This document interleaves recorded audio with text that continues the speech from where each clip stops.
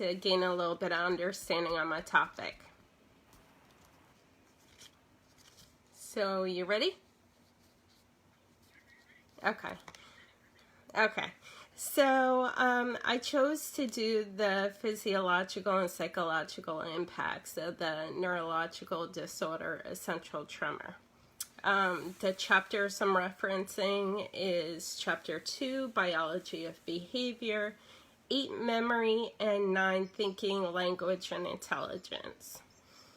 So basically my story was 3 years ago I had a hand, head, and voice tremor that moved to my legs.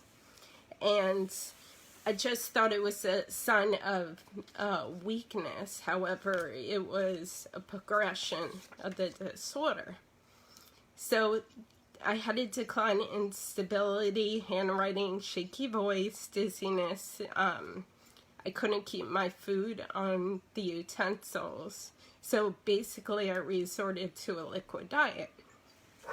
For work, I'm a medical assistant, so I always help people that have vertigo and a lot of the symptoms that I had, but I passed it off as maybe it was something that they had and something else was going on.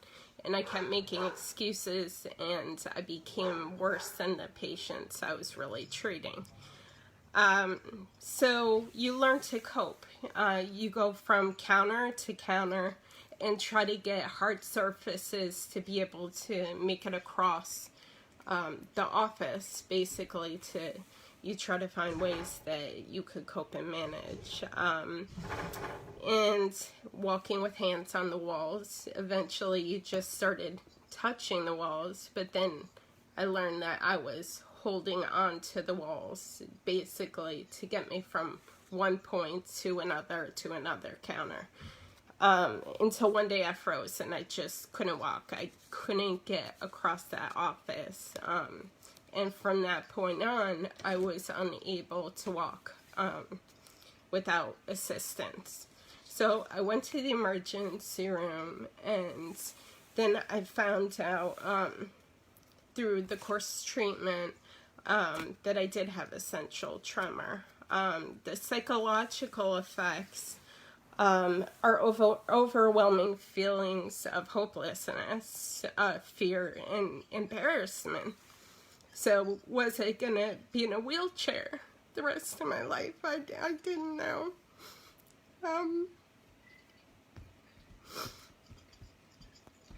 Sorry. And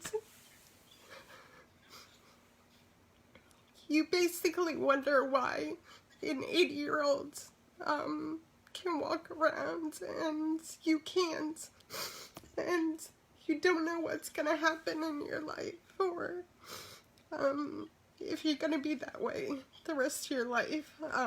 So therefore, people that suffer from this, they don't seek treatment and they hide in their homes, and basically it leads to depression. Essential tremor.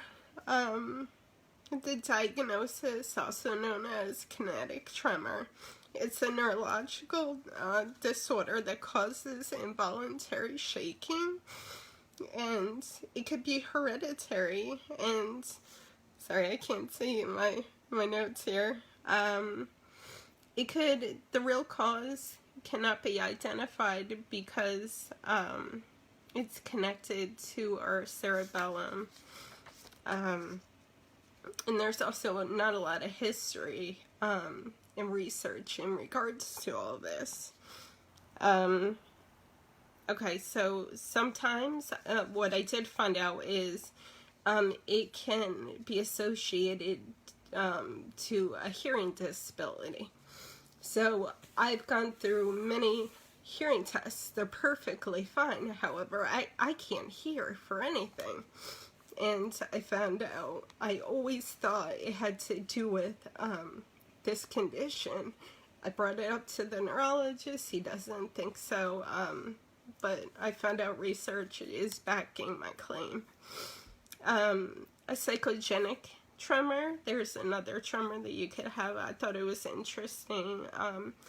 because it provides, it says conversational disorder, a psychological condition that produces physical symptoms of another psychiatric disease. But getting back on course in regards to essential tremor, testing, you go through MRIs of the brain, a balance workup depending on your symptoms, an examination of your function of your neurological system is basically the test that you go through, or an EEG. Okay, it's aggravated by stress, fatigue, caffeine, and extreme temperatures. Alcohol helps, but if you have too much, you have rebound tremors the next day. Confusion with Parkinson's. Essential tremor affects, this is data from 2014. I couldn't get an actual number for today. So it affects 10 million Americans right now that do have it. The error rate is 25%, the diagnosis of Parkinson's, when it is truly essential tremor. And 8 times the amount of people really have essential tremor compared to Parkinson's. The difference is the tremor with essential tremor, it's related to movement, and Parkinson's is a resting tremor. Family history, essential tremor is also called ET, so I'm going to refer to it as ET from now on. In ET, family history presents in 50% of the cases, and in Parkinson's, it's rare, it's 10 to 20% of the cases. In ET, you're diagnosed middle age, and it could start as young as childhood. And Parkinson's is usually at age 60 and up, or in 5 to 10% of the cases, younger than 50. It affects different sides of the body. Usually essential tremor affects both sides of the body compared to, but it can be unilateral. But Parkinson's does affect usually one side of the body, and only through progression will it go to the other side. The uptake, there is no cure. The doctors don't know much, and I find that I have to educate a lot of the doctors along the way regarding what you can and cannot do. So I do have a handicap sticker because the tremors, you don't know how they're going to be day to day or what you're going to go through. So this is in hopes of educating people as well. So they basically, patients have ideas to cope. There's medications you could try, however, you're only 50% effective, and you have to find the right concoction of the medications to go ahead and treat it. So it basically goes by person and person, kind of like blood pressure medication. You have to find the right mix. I have to take my medication 2 hours prior to when I want to walk. So I set an alarm in the middle of the night to get up. Deep brain stimulation, also known as DBS. It's stimulation to the thalamus, which you can have that type of surgery. You have leads and a pacemaker type device, which is kind of cool because you could regulate your own tremor. You could turn it down, you could turn it up. And there's also, which is a little bit newer, it's MR guided focus ultrasounds, which targets and destroys a small patch of the brain tissue, which contains those nerve cells responsible for the tremor. It only works on 50% of the people, and insurance only pays for one side at a time. But I have looked into that, and there's only one person that actually does it in California without shaving my head. So I might have to visit California for that. I enrolled this course to learn more And I'm going to break down the chapters, but I needed you to understand this story. Chapter 2, the biology of behavior. There's 3 neurotransmitters that affect essential tremor, ACH, which enables muscle actions, learning, and memory. This affects my short-term memory, and I find myself leaving notes, keeping books in regards to what I have to do, or visual cues and reminders. Dopamine, it influences movement, learning, and attention. It often affects the decreased mobility in Parkinson's patients depends on the decrease of dopamine. So they often have medications that will help with that. I often get, don't you remember? No, I don't remember at all. GABA, a major inhibitory neurotransmitter, is a decreased supply that leads to seizures, tremors, and insomnia. So I take gabapentin, which I think is interesting. It's a play off of the name of, I guess, the neurotransmitter that it's trying to go ahead and treat for me. Gabapentin is also known as Neurontin. Testing, basically the testing that I mentioned only rules out what it's not. They're looking for tumors. They're looking to see if your dizziness has to do with a neuropathy, which is associated with diabetics. I did receive an EEG that records brainwave activity. Billions of neurons go across the surface of your brain. So it gives a reading as to what abnormality that you might be experiencing. Hypothalamus, responsible for hunger, thirst, body temperature, and sexual behavior. That gives me the fluctuation of the symptoms that I experience. If I'm hungry or, cold, it'll totally throw me out of whack. We're getting into chapter 8, memory. This one's short. Memory progression, recording info as fleeting sensory memory. It leads to short-term memory where we encode through rehearsal, and short-term memory where we finally retrieve the information.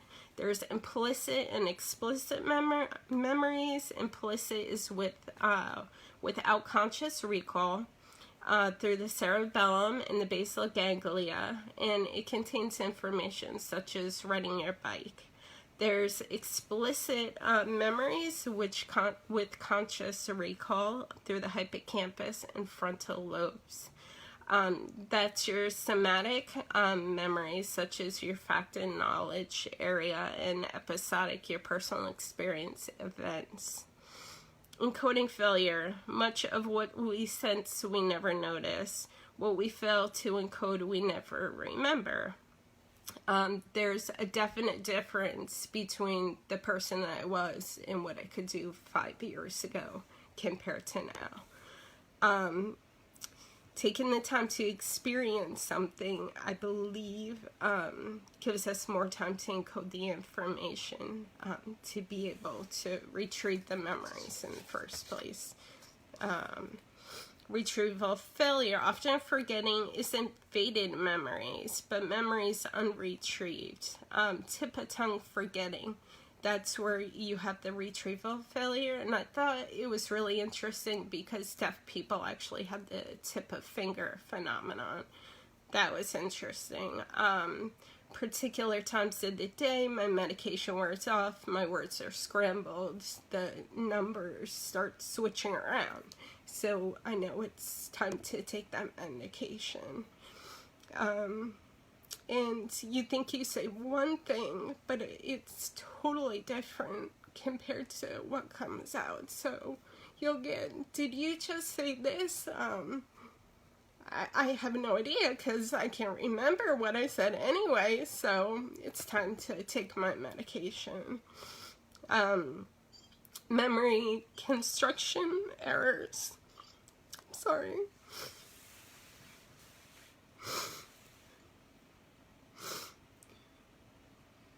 Memory construction errors. Memory is not precise.